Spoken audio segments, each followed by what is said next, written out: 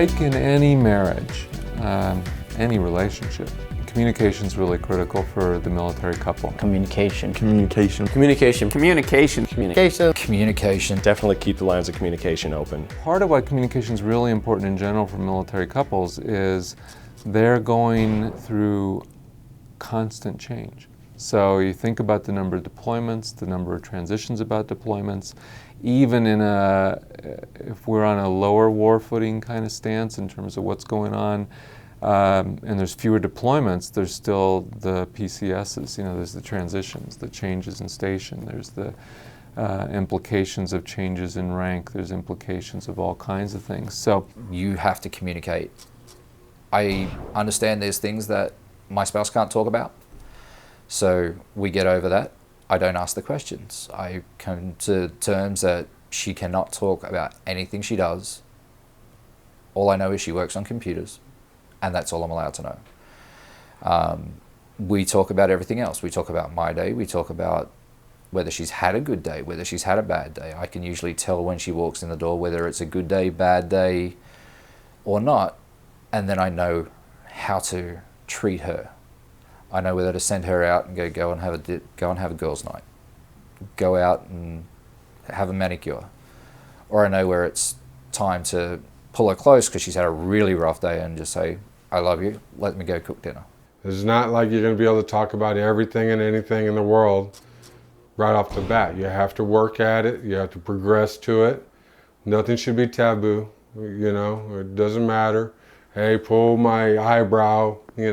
I really like it during dinner, pull my eyebrow. You should be able to say that, You shouldn't feel, oh, I can't talk to her about this. It doesn't matter what it is. Communicate. Openly, whether it's good or bad, it's there. Yeah, I mean, the whole basis of a marriage is communication. So if you're not really doing that, you need to ask yourself why and find a way. But I still find the direct way. Guys are very direct. Ask the question. I don't know the answer, so I'm going to ask the question.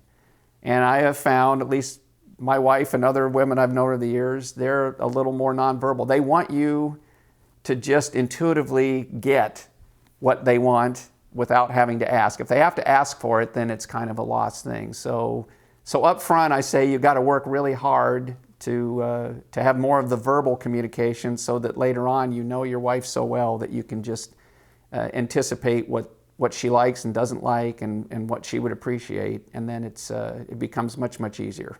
It's reading their emotions, reading how they're feeling, and that with the communication, with talking about everything, we've built an amazing bond. now if you think about just things that the military offers, there's lots of things like workshops and things on communication, what to expect while you're deployed, all those kinds of things. I don't know data on this, but historically you can sure imagine that those things have been more optimized towards appealing to the female person who's staying behind, watching the family, serving her, educating her, working with the family around communicating well around these needs and these changes. The couple where the male is not the person serving, they may feel less of the military reaching out to help them with those things and to help them with those skills. And there may be less that's sort of really pushed toward them in terms of helping them have those skills and learn those skills. So there's a greater load on the couples where she's serving and he's not to really talk things out because less is kind of set. There's less that's arranged. There's less support systems in the military that's just even geared to who that family is remaining behind. So they got more to talk through. Make sure you communicate with your wife. Do it 10 times as much as you think you should. So if you think you should be talking to her 30 minutes a week, which would be honestly what many guys would think would be okay, multiply that times 10 and find ways to talk to your wife all the time.